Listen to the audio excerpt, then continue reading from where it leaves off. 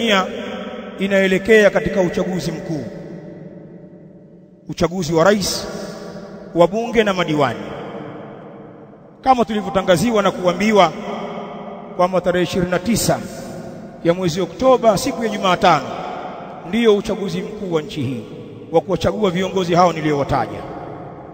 Bali hivi sasa ni kipindi cha kampeni tokea tarehe 8 ya mwezi Agosti. Wenyewe wanasema kipenga kimepulizwa cha kampeni.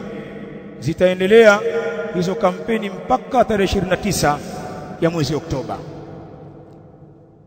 Sasa kwa haya maneno ambayo mmeyasikia, napenda kuelekeza nasaha zangu kwenye nafsi yangu na kwa Waislamu wenzangu wote, hasa kwenye kipindi hiki, kwa wale Waislamu ambao wamejiingiza katika jambo la siasa, ima wao wenyewe wakawa ni wagombea wa nafasi mbalimbali za kisiasa, au ikawa watu ni washabiki wanashabikia mambo haya ya siasa na kuwaunga mkono hao wagombea.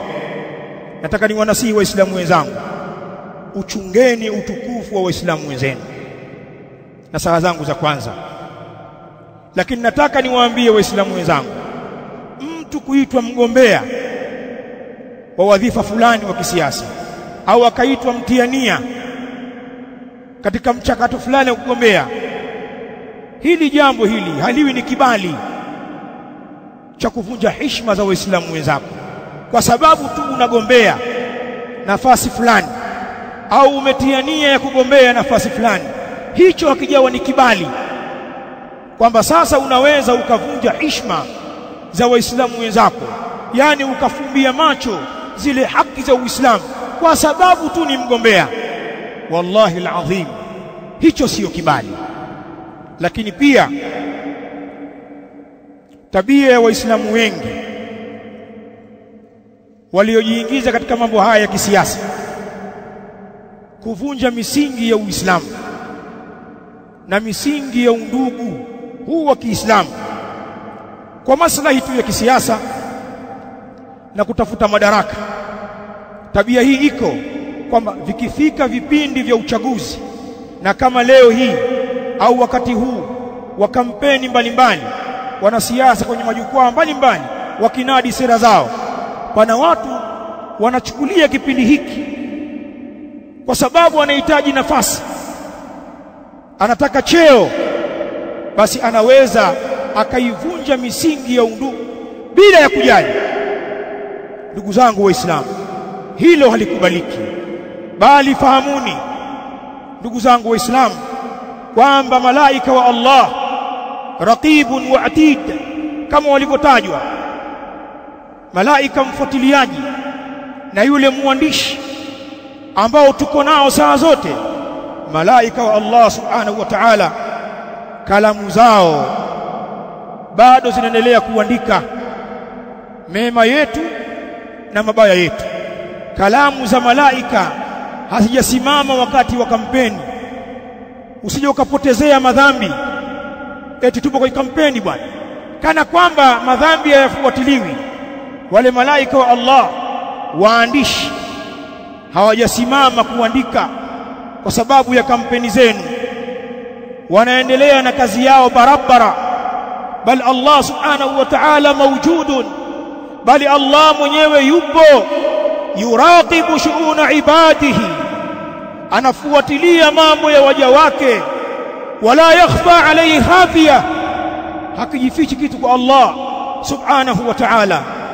Msijisahau, ma yalfidhu min qawlin illa ladayhi raqibun atid, hatamki mtu kauli yoyote isipokuwa mbele yake yupo malaika mfuatiliaji, muandishi, anaandika ulichokisema. Qala Allah ta'ala, wa kullu insanin alzamnahu ta'irahu fi 'unuqihi wa nukhriju lahu yawma al-qiyamati kitaban yalqahu manshura iqra kitabak kafa binafsika al-yawma 'alayka hasiba.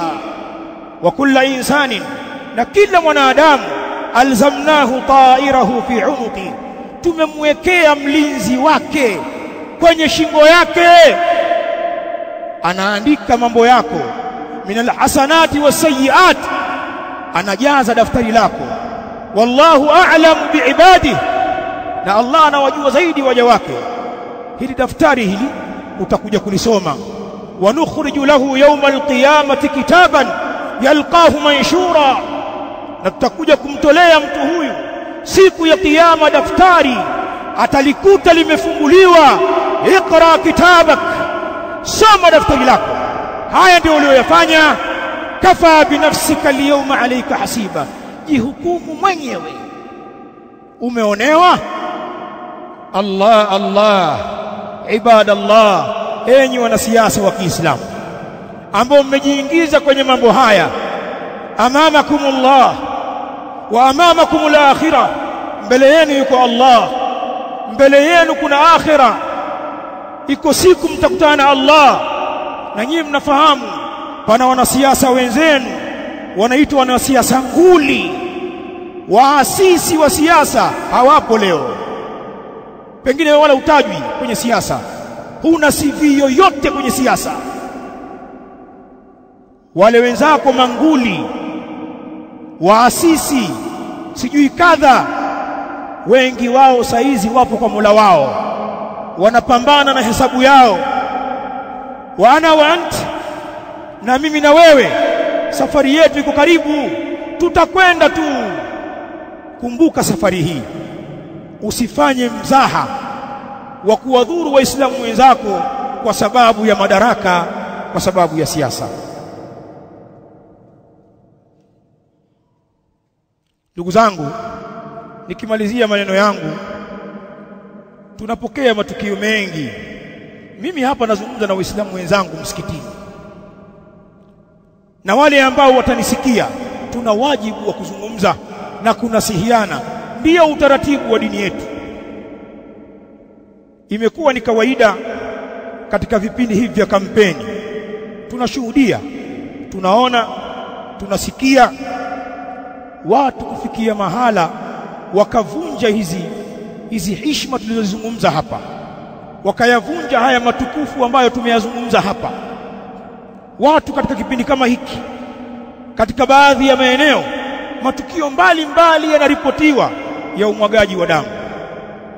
Watu wanafikia kumwaga damu, mtu akamjeruhi mwenzie na pengine Muislamu, au akamuondoshea uhai kwa sababu ya mambo ya kisiasa. Matukio haya yanaripotiwa toka huko zamani, na nyinyi mnajua. Bali kipindi kama hiki cha kampeni za siasa, mali za watu zinaharibiwa, watu wanafanyiana uadui kwenye mali. Utasikia fulani nyumba yake imechomwa, fulani duka lake limevunjwa, fulani gari yake imekutwa imepaki mahali haina matairi, vioo vimevunjwa, kwa sababu tu ni timu pinzani. Pana watu wanaona kwamba hiyo ndiyo kampeni na sasa hivi ni mapambano. Wanautupa kabisa Uislamu, kwamba ni ndugu yake amesema la ilaha illa Allah Muhammadur Rasulullah, na mara nyingine anaswali. Bali kuna wengine wallahi wanaswali msikiti mmoja, au wanakutana misikitini katika baadhi ya vipindi, au kwenye matukio mbalimbali ya kidini, katika harusi za Kiislamu, katika misiba ya Kiislamu, katika vikao mbalimbali vya dini. Mara nyingine wanakutana wote, wamealikwa, lakini watu hawa watizame lugha zao wakiwa majukwani, wanavuana nguo. Kwa hivyo damu zinamwagwa kwenye kipindi hiki, heshima zinavunjwa na mali zinaharibiwa. Bali kwa upande wa heshima, hadith wala haraj, zungumza wala usiogope, kana kwamba wanasiasa wamehalalishiana kuchafuana, kuvunjiana heshima kwenye kipindi cha kampeni, kama vile ni halali. Mtu anaweza kuzungumza jambo la kazua kabisa, jambo baya akalizungumza kwenye hadhara, na watu wakalipokea kama ni kweli au ni tukio la kweli, akaligeuza. Halizungumzi kwenye uhalisia wake, analizungumza katika namna ya kumchafua ndugu yake, lakini uhalisia tukio haliko hivyo. Wanayafanya haya wanasiasa. Bali wamefikia mahali wanasingiziana mambo, wanachafuana, kuna lugha za kuchomekeana. Mtu anachomeka jambo alafu anasema ni siasa tu, kipindi hiki kipita tutatubu bwana. Ndiyo siasa ilivyo, yani ukamchomekea mwenzio jambo likamtia huzuni na si la kweli, eti kwa kibali cha siasa. Bali pana wengine huvuka mipaka, si kutukanana wao wenyewe na kukashifiana, wanavuka mipaka mpaka familia za watu zinachafuliwa. Tunasikia katika majukwaa ya kisiasa wanasiasa wakiwataja wake za watu kwa kuwa tu ni mke wa mpinzani wake, wakiwataja mama za watu na baba zao, wakitaja ndugu, jamaa na marafiki ambao pengine wala hawahusiki na mambo hayo, lakini nikutaka kumkomoa huyu ambaye ninapambana naye. Ayuha nasu ibadallah, nasaha zangu, inawezekana pana watu hawana kitabu cha haki wala hawana sunna athabita wala hawana sheria ambayo inawaongoza, lakini nahnu ma'ashara almuslimin, sisi waislamu si kama wao. Nahnu indana kitab, waislamu tuna kitabu alquran, wa indana sunna, tuna sunna. Bali waislamu tuna muongozo wa dini.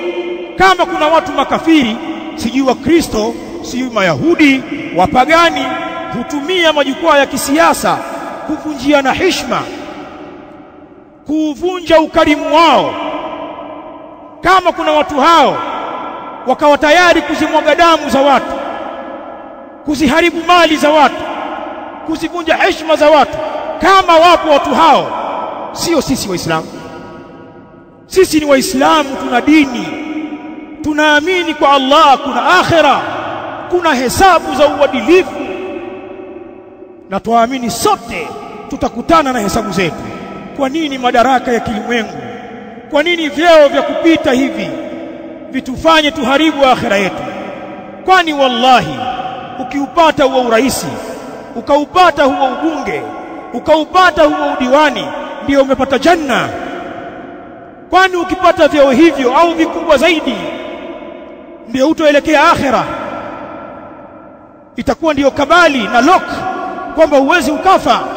Wamekufa maraisi, wamekufa wabunge, wamekufa madiwani, wengine wanaugua maradhi mazito mazito mpaka uchaguzi umewashinda. Wao ni binadamu kama sisi, mimi na wewe tunaelekea huko. Nini kinakupa ujasiri sasa wa kuwa mkaidi, ukavunja heshima, ukawadhuru waislamu? La, sisi waislamu watufungui milango hiyo. Wakati wa kampeni, nje ya kampeni, wakati wa uchaguzi, nje ya uchaguzi, nahnu ikhwa, sisi ni ndugu. Na pale ambapo maslahi ya kidunia ya kupata mali au ya kupata vyeo yatasababisha kuvunja undugu, tupilia mbali hayo mambo ya kilimwengu. Ibqa ma'al ukhuwa, baki na udugu, ndio thamani kwako, ndio heshima kwako. Anta musafirun ila Allah, wewe unasafiri kwenda kwa Allah. Vyote hivyo ni vitu vidogo sana, starehe chache sana. Tunakoelekea ni kuzito, panahitaji maandalizi. Watazawadu fa inna khaira zadi taqwa, chukueni akiba ya safari. Akiba bora kwa Allah ni ucha Mungu. Hal ballagtu